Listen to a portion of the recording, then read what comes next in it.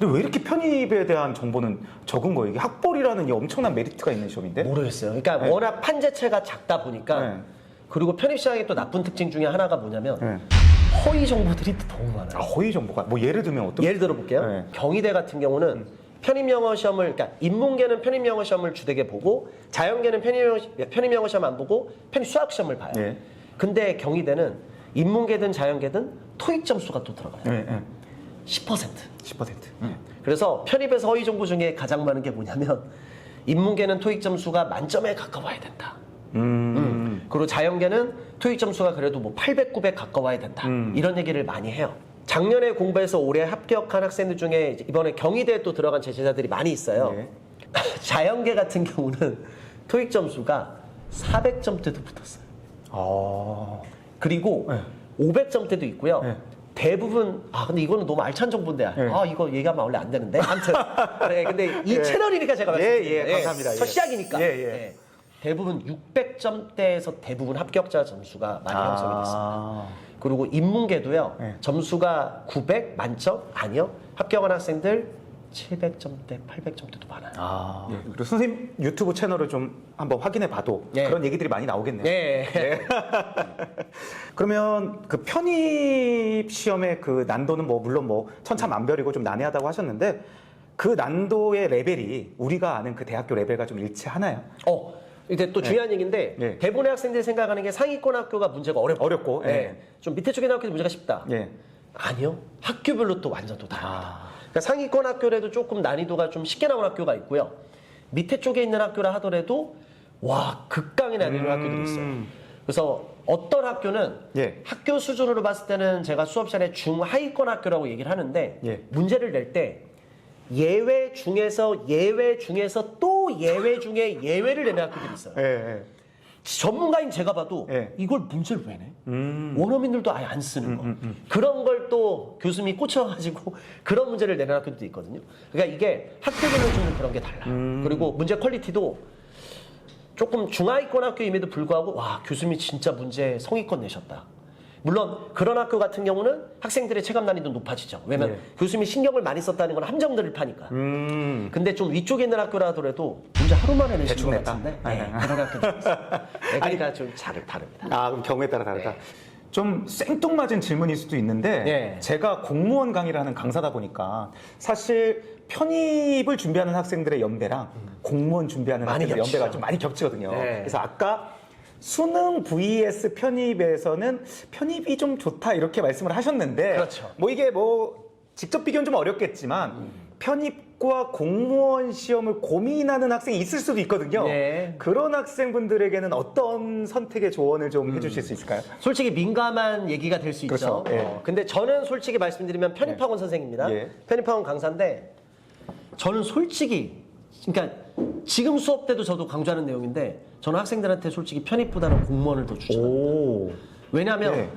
편입을 하는 첫 번째 이유는 대부분 취업입니다. 그렇죠. 예.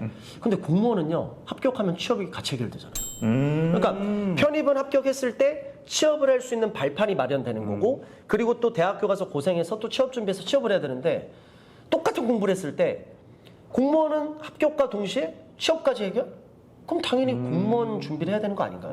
그런 관점에서 네. 결국 우리가 학벌을 올리는 것도 취업을 잘하기 위해서인데 결국 공무원이라는 공직이라는 좋은 직장을 얻을 수 있으면 그렇죠. 그게 한 큐 해결 아니냐? 그렇죠. 그 논리로 가요, 진짜. 그렇게 되는 거예요? 예. 수업 시간에 그렇게 실제로 진짜 말씀하셨어요? 근데 그렇게 얘기해요. 오, 대박. 예. 근데 여기 또 약간 위험한 얘기인데 오늘 위험한 얘기 예. 나는 공무원을 좀 더 추천해. 근데 내가 알기로는 제가 잘못 알고 있을 수도 있어요. 공무원 실제 합격률이 몇 %나 될까? 이제 그 얘기 시작합니다. 근데 내가 봤을 때는 실제 합격률이 10%도 잘 안 될 것 같은데? 그렇겠죠. 전체 준비하는 학생들이. 예, 저는 그렇게 얘기를 해요. 예. 그리고 지금 제가 이 영상이니까 10이라는 얘기를 하지만 저는 5자도 많이 꺼냅니다. 실제로 5%가 될까? 이렇게 얘기하거든요. 근데 편입은요. 제 형광생 기준으로 얘기를 하면 합격률이 올해 조금 아쉽다. 한 70%? 오, 올해 좀 괜찮은데? 80%? 그 정도 나옵니다. 그 정도나. 예. 와. 이거는 그때 제 형광색이라고 분명히 예, 말씀드렸습니다. 형광색이죠. 예. 지금은 편입시장 자체가 많이 어려워졌기 때문에 요새는 절반도 합격하기가 힘든 게 사실입니다. 예. 그래서 이제 저는 이걸 얘기를 하는 거죠. 공무원 준비 뚫을 수 있으면 뚫어. 단 5% 10% 그 확률이 두렵다면 편입부터 해. 왜? 확률이 더 크니까. 이렇게 말씀드립니다. 아, 이것마저도 정말 양질의 답변이셨습니다. 네. 그래서 제가 솔직히 말씀드리면 정말 바쁘거든요. 근데 영표쌤 채널이니까 혹시라도 저한테 연락을 하고 싶으시다면 제가 이메일 주소를 공개를 해드릴 테니까 예. 이메일로 연락을 해주시면 제가 반드시 그걸 남겨주셔야 됩니다. 유튜브에서 연표쌤 채널에서 알게 돼서 하는데 편입에 대해서 궁금한 게 있으시잖아요. 저한테 물어보시면 편입에서 저보다 잘 아는 사람이 없습니다. 예. 그래서 제가 확실한 정보 제가 아는 선 안에서는 제가 확실히 다 말씀드릴 테니까 제가 이메일 주소는 공개해 드릴 테니까 그래서 혹시라도 궁금한 게 있으시면 저한테 뭐든지 물어보시면 제가 그 대신 수업 중간에 막 확인해서 연락할 수는 없고요. 제 스케줄 대에도 최대한 빠르게 해서 확인해서 연락 드릴 테니까 이름 정도 그리고 현재 본인의 상황 그래서 이메일 제가 주소를 알려드릴 테니까 편에 대해서 궁금한 게 있으시면 저한테 연락해 주시면 연표쌤 채널 통해서 알게 됐다. 제가 모든 걸 다 서포트 해드리도록 하겠습니다. 네. 너무 멋지신 지금 맞아. 혹시 저스틴 선생님과 어떤 강의 공부 스타일이 조금 맞지 않는 학생이 있다면 혹시 내 강의가 최선이기는 허나 내 강의에 조금 안 맞는 학생이 있다면 추천해 주실 영어 문법 선생님이 좀 계실까요? 어찌 보면은 이 경쟁 학원이기 되시긴 하지만 저스틴 수업이 마음에 안 든다. 그러면 김영학원. 네. 김신근 선생님이라고 계십니다. 수업 최고입니다. 네. 제 수업이 잘 안 맞거나 솔직히 그런 경우는 거의 없거든요. 근데 제가 소속되어 있는 학원에 잘 안 맞는 학생들을 김신근 선생님 소개해서 보내는 학생도 꽤 있습니다. 그리고 제일 중요한 거는 본인한테 맞는 수업. 특히 편입은요. 선생님들의 성향 자체가 완전 달라요. 네. 그러니까 이게 상위권에다가 타겟을 잡는 선생님들도 계시고 아니면 뭐 중위권, 아니면 기존에 실력 좀 되는 학생들, 아니면 완전 노베이스. 이게 다 다르거든요. 그래서 맛보기 강좌를 조금만 보셔도 방향 잡을 수 있어요. 맛보기 강좌를 보고 선택하자. 네, 무조건 자기한테 맞는 선생님을 꼭 들어야 됩니다. 그게 최고입니다. 어쨌든 그래도 99% 만족시키는 수업. 저스틴 쌤의 수업이 있다. 99%입니다. 네. 그러면 김영 편입 영어.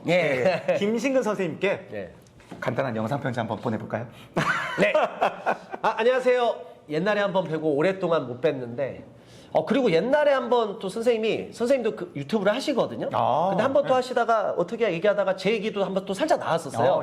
이 고사장 얘기. 그래서 한번 전 선생님이라고 계시는데 한번 이렇게 만나 뵀는데 인사했다고 그렇게 얘기하시는데 제가 진심으로 존경하고 그리고 학생들을 생각하는 마음 저도 항상 느끼고 있습니다. 그리고 저도 항상 선생님 많이 또 존경하고 그리고 저도 최대한 더 쉽게 수업하려고 많이 노력하고 있으니까 선의의 경쟁이 아닐까 생각을 또 하긴 합니다. 그래서 한번 또 자리가 됐으면 한번 이렇게 뵀으면 좋겠고요. 한번 기회가 되면 김승훈 선생님도 한번 모셔주세요. 뭐 저희야 너무 영광이죠. 그래서 하여튼 김 선생님 항상 존경하고 지금처럼 끝까지 학생들 옆에서 응원해 주시면서 좋은 수업 많이 해주셨으면 좋겠습니다. 감사합니다. 너무 멋지시다.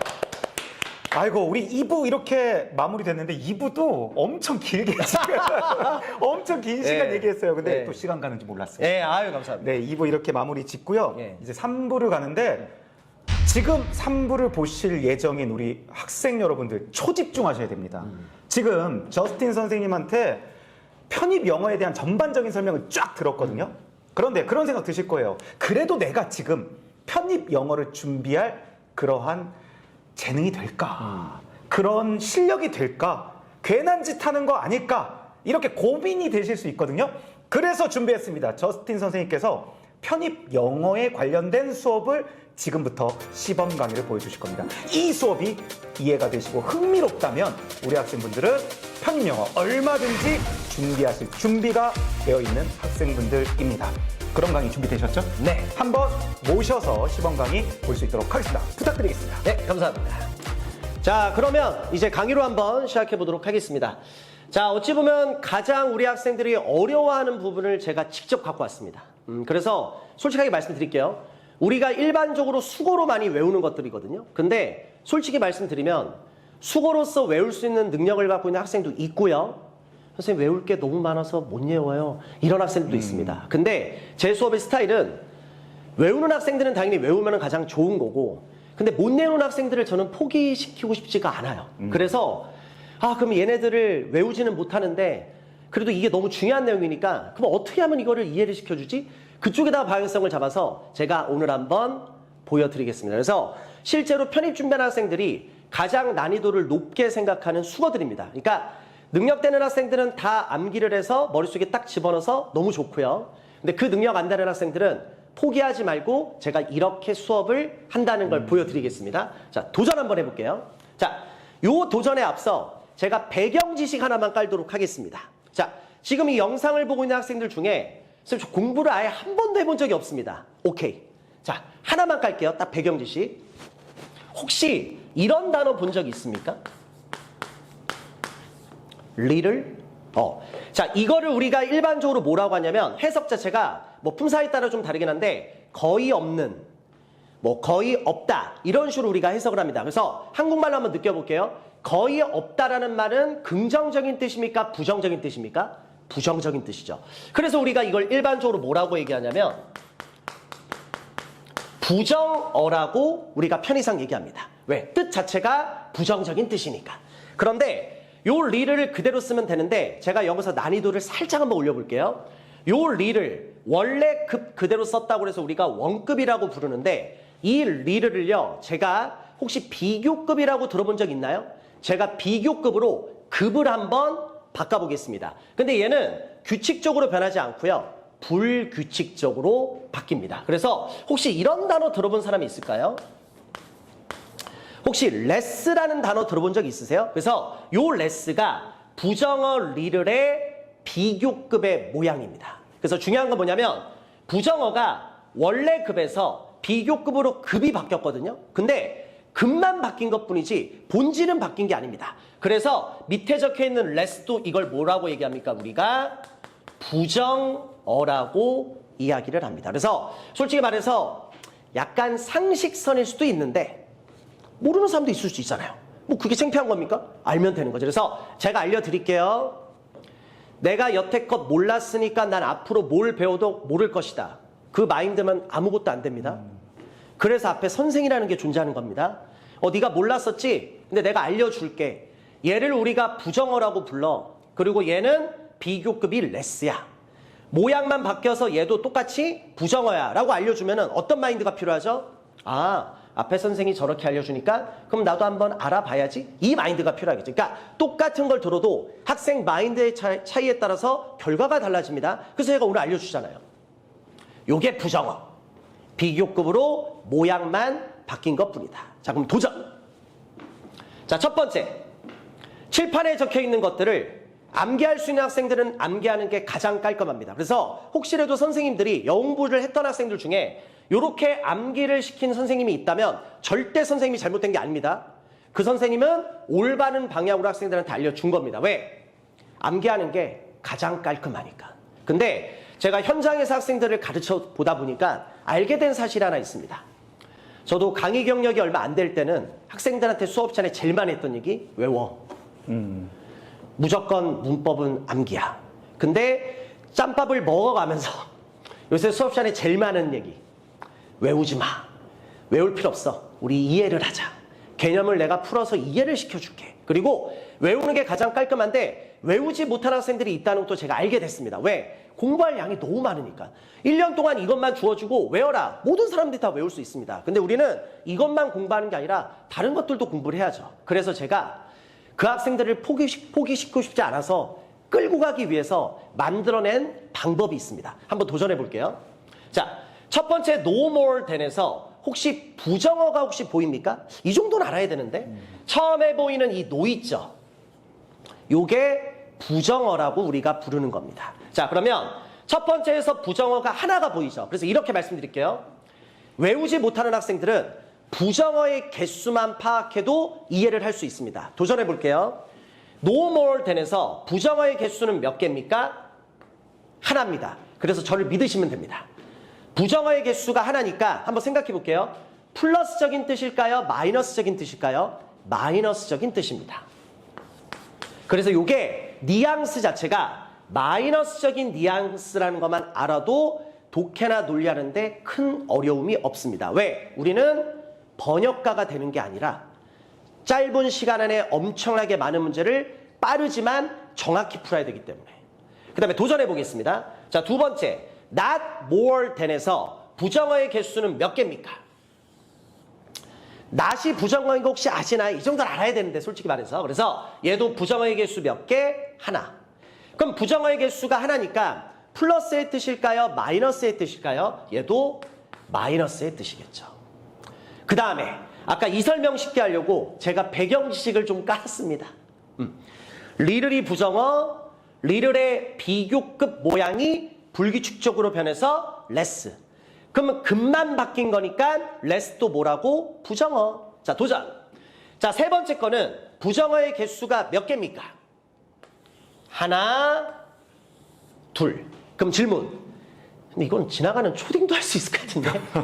마이너스, 마이너스죠. 그럼 부정어가 두 개니까 마이너스, 마이너스니까 합쳐지니까 무슨 뜻이 되죠? 플러스의 뜻이 되죠. 그래서 우리는 요게 제가 좀 이따 보여드릴게요. 플러스적인 뉘앙스라는 것만 알면 되는 겁니다. 마지막 갈게요. 마지막 거 부정어의 개수는 몇 개입니까? 하나, 둘. 그럼 마이너스, 마이너스니까 무슨 뜻이 되죠? 플러스의 뜻이 되는 거죠. 그래서 우리는 이게 플러스적인 뉘앙스라는 것만 알면 됩니다. 그래서 자, 선택은 본인이 하세요. 선생님, 저는 머리가 너무 좋습니다. 와, 인정. 그냥 외워. 선생님, 근데요, 저는 솔직히 이런 거 외우다가 항상 포기했었습니다. 포기하지 마.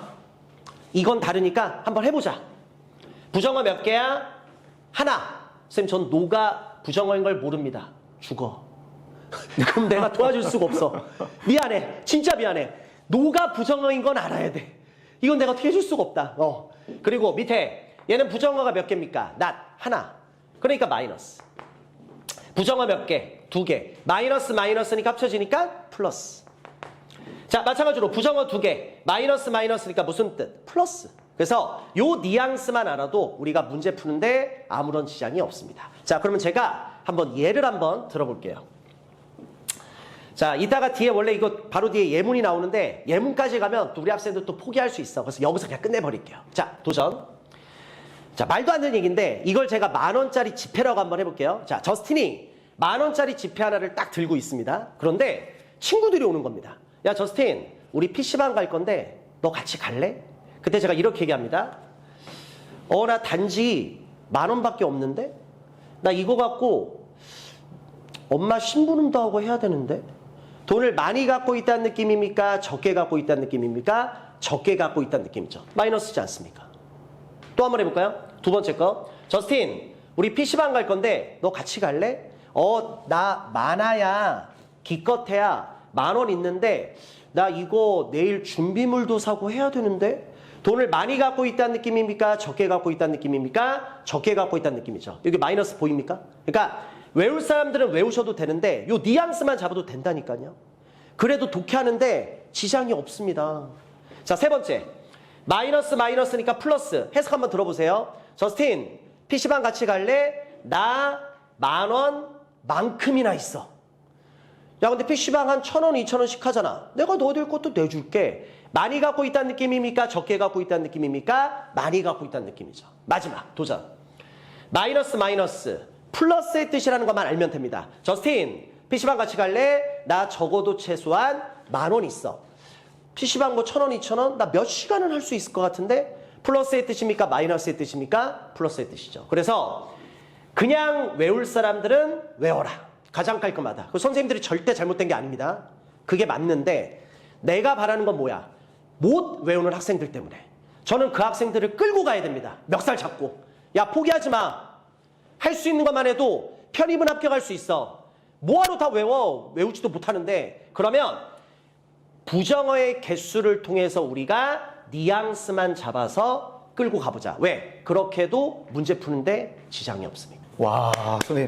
예. 진짜 강의 잘 들었습니다. 아유, 감사합니다. 강의력 좋고, 톤 좋고, 아유, 감사합니다. 그리고 포인트가 네. 선생님께서 저한테 해주신 말씀이 편입 문법에서 가장 어려울 네. 수 있는 부분을 정말 쉽게 가르치겠다. 네. 그 약속 지키신 것 같습니다. 아유, 감사합니다. 아마 편입을 좀 준비하려고 마음을 먹고 있는 학생분들 같은 경우는 와와 했을 것 같아요. 아유, 감사합니다. 아, 정말 대단하시다라는 말씀 드리고 싶고요. 이제 진짜 우리가 마지막 아이고. 이 긴 촬영 여정의 마지막 인사의 시간을 갖고 있습니다. 혹시 우리 시청해주시는 시청자분들께 마지막 혹시 해주실 말씀 있으실까요? 자, 오늘 또 이렇게 귀한 시간 또 이렇게 내주신 또 선생님께 정말로 감사하고 또 저를 초대해 주셔서 너무나도 감사합니다. 예. 그래서 제가 오늘 이 자리에 온 이유는 솔직히 말씀드리면 편입을 알리기 위해서죠. 우리 학생들이 이제 도전을 시작할 때 그러니까 다른 기회비용들을 날리고 어찌 보면 이거를 시작을 하는 거잖아요. 44년을 살다 보니까 느낀 거는 물론 탁구라는 것도 분명히 중요하긴 하거든요. 근데 제일 중요한 거는 노력입니다. 그래서 그러니까 뭐든지 노력을 해서 안 되는 건 저는 없다고 생각을 해요. 그래서 우리 학생들 편입을 준비를 하든 또 공무원을 선택을 하든 또 이 채널들이 또 많이 활성화돼서 또 다른 또 우리 학생들이 공부를 하든 노력을 해서 자기가 그거를 극복하면 뭐든지 다 이룰 수 있다고 생각을 합니다. 그래서 요새 젊은 사람들이 좀 제가 안타까운 게 뭐냐면 제 학생들 나이 또래 20대 초반 중반이 많은데 꿈을 많이 잃어가고 있어요. 그리고 현실하고 대부분 이제 타협을 많이 하고 근데 아직까지 그 나이대에서는 도전해야 됩니다. 그리고 하고 싶은 걸 하세요. 왜냐하면 시간이 지나면 하고 싶은 걸 못 하게 됩니다. 그러니까 해보고 별로 마음에 안 드네? 다른 거 하고 또 다른 것도 해보고 별로 마음에 안 드네? 다른 거 하고 근데 해보니까 이게 정말 나랑 잘 맞네? 그러면 그게 직업과 또 연결될 수 있는 길들도 있거든요. 그러니까 해보고 싶은 거 절대 도전 한번 해보시고요. 가장 큰 거는 큰 꿈을 갖고 그리고 어떤 시험을 혹시라도 준비한다 하더라도 노력으로 극복 못하는 건 없습니다. 정말 감사하다는 말씀 드리고요. 아유, 저도 감사합니다. 편입 시험, 편입 영어 문법은 저스틴 쌤과 함께 하시라는 추천의 말씀 드리면서 교육, 시험, 공부 전문 채널 뱅표쌤 채널 이렇게 1부 마무리 질 수 있도록 하겠습니다. 감사합니다. 네, 감사합니다. 편입 수학의 새로운 강자, 편입 수학의 세대 교체